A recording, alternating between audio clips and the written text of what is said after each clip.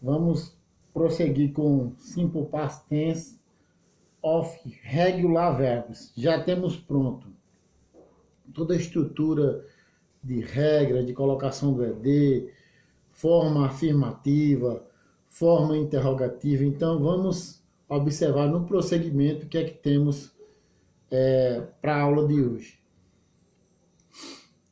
Aqui eu tenho uma tabela que ela já consta aqui alguns verbos considerados irregulares. Então, eu coloquei essa tabela para mostrar que o passado simples não é só composto por verbos regulares. Então, o que é que eu aconselho para que você já tenha na próxima aula, que é o que eu pretendo já utilizar? A tabela de verbos irregulares. Então, os alunos que já têm essa tabela, tudo bem. Quem não tem, pega com um colega ou pela própria internet, busca uma tabela que seja mais completinha, porque você já vem usando essa tabela também, né?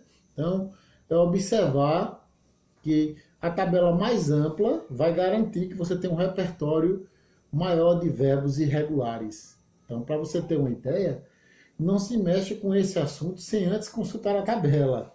E por que a gente não falou de tabela até agora? Porque nós estamos tratando só dos verbos regulares, mas na verdade, os verbos regulares são olhados por último. Primeiro você consulta a tabela. Caso não encontre o verbo na tabela, aí você aplica a regra do ED. Então a gente está fazendo um percurso contrário, porque no entendimento dos gramáticos, as regras para os verbos regulares são mais simples, né? Para os irregulares não há regra.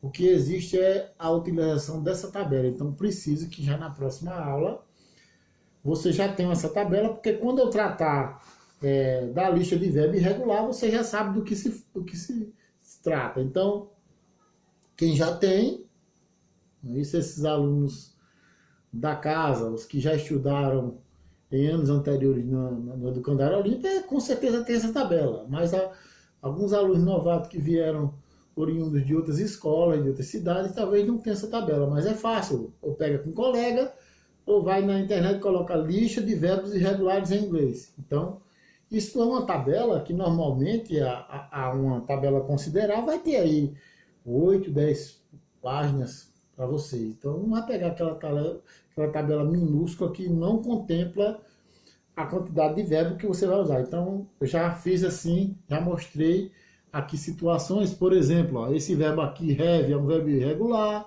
Esse verbo aqui que eu tenho, ó, speaking, talvez verbo irregular. Então esses verbos precisaram, mas eu também tenho um verbo regular, ó, onde tem esse AD, ó, você pode observar que se trata de verbos regulares, e onde não tem, porque são verbos regulares, ok, gente? Então, hoje nós vamos tratar da sentença negativa. Então, uma sentença negativa, geralmente, repito mais uma vez, a questão do geralmente não é pouco, não é tudo, mas é quase tudo. Isso quer dizer que muitas sentenças na língua inglesa terão esse segmento aí. Ou seja, elas vão começar com o sujeito, depois do sujeito ela vai ter o auxiliar. Nós já aprendemos que o auxiliar do passado é único, que é o did. Depois teremos a partícula de negação not, e o verbo que você aplicava a regra.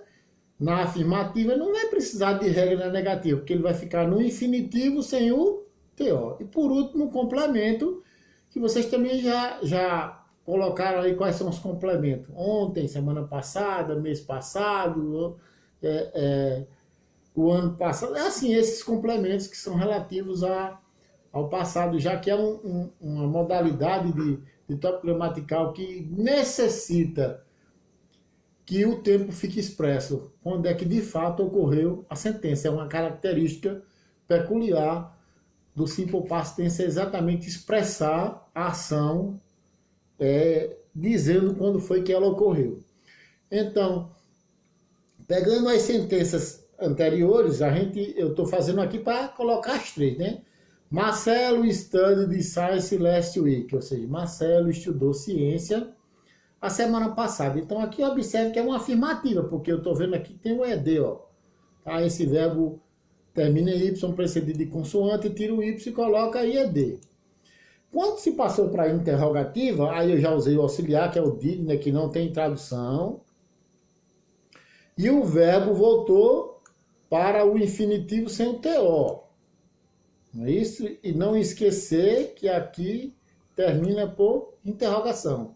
Did Marcelo study e science last week? Aí você está fazendo só a entonação de pergunta. Marcelo estudou ciência a semana passada? E hoje nós vamos falar exatamente da negativa, né? A negativa, ela vai ter essa estrutura que está aqui, ó. O sujeito, que é quem? Marcelo. Depois o auxiliar, que é o did. Depois a partícula de negação, que é o not. O verbo no infinitivo sem a partícula TO. E por último o complemento. E science last week. Então, percebam que só a aplicação das regras do ED em sentenças que estão na afirmativa com verbos regulares. Quando eles passam a funcionar nas perguntas, que é a interrogativa, ou na negativa, eles voltam para a situação de origem, que é o infinitivo, e sem o TO. Ou seja, é só lembrar, como é que um verbo deve ficar na pergunta e na negação? Normal, sem acréscimo de nada, sem a utilização de regra nenhuma. O que é que eu não posso colocar? O TO, porque o TO é o indicativo de infinitivo, e como a regra diz, ele vai ficar no infinitivo, mas sem o TO. Ok, minha gente? Então, esse simple past tense, ele começa a fechar o ciclo dos verbos regulares e a gente passa a ter já a perspectiva de, na próxima aula, já usar a tabela para trabalhar os verbos irregulares. Então, o que é que eu trouxe aqui? Já na forma de texto, para que vocês fiquem familiarizados. Gente, essas estruturas de mudança de forma, de coisa, não é uma coisa muito comum já para o ensino médio. Então, o aluno do ensino médio já começa a visualizar o quê? Produção textual. Como é que fica isso dentro das sentenças, não é isoladamente, tá? Frases ou orações ou períodos. Não, a gente vai trabalhar, na verdade, o texto. O assunto fica contextualizado. Então, o que é que eu trouxe aqui para vocês? Coisinha simples, mas já começa de maneira introdutória fazendo isso. Analise o texto abaixo e retire todos os verbos regulares. E escreva nas caixas do texto ao lado. Então, o que é que eu fiz? Eu peguei um pequeno texto, coloquei aqui, ó, onde tem esse jovem aqui. Então, vocês vão pegar os verbos regulares que vocês encontrarem aí e vão completar essas caixinhas que estão aqui vazias do lado direito, ok? Então, dá uma olhadinha no texto, tá pequenininho, mas dá para visualizar, e você pega os verbos que são regulares e coloca aqui, tá? E aí eu fui aumentando esse grau de dificuldade. Eu peguei aqui um texto que está no presente, pedindo que você reescreva o texto, substituindo os verbos grifados pelo passado. E também vocês vão substituir essa expressão aqui, every day, que quer dizer todo dia, que é uma expressão de complemento do simple present, e você vai usar yesterday, que é um complemento já para o simple past tense. Então aqui eu já peguei um pequeno, né? Se vocês observarem, todos esses verbos que estão destacados aí são verbos regulares, ok? Não há nenhum verbo irregular nesse texto aqui que esteja destacado. Então, todos que estão sublinhados são verbos regulares. O que é que vocês vão fazer? Pegar por exemplo, aqui. Você pegava esse verbo aqui e observa qual é a regra que serve para ele, para colocar ele no passado. E chegue aqui onde tem everyday, aí você vai substituir everyday por isso aqui, ó, por yesterday. Então, eu já estou colocando um pequeno texto para que haja essa familiarização, porque esse tipo de sentença isolada de mudança de forma é só para explicar conteúdo, mas na verdade o que você vai encontrar no ensino médio são textos. Então aí já é uma amostragem para que você já se acostumando com isso. Então, bem simples.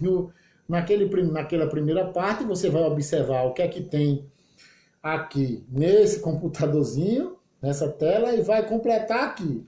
Já no segundo texto, você vai pegar os verbos que estão destacados, aplicar a regra do ED, e onde tem everyday, você vai substituir por yesterday. Você vai substituir todo dia por ontem, né? Porque everyday quer dizer todo dia e yesterday quer dizer ontem. Ok, gente?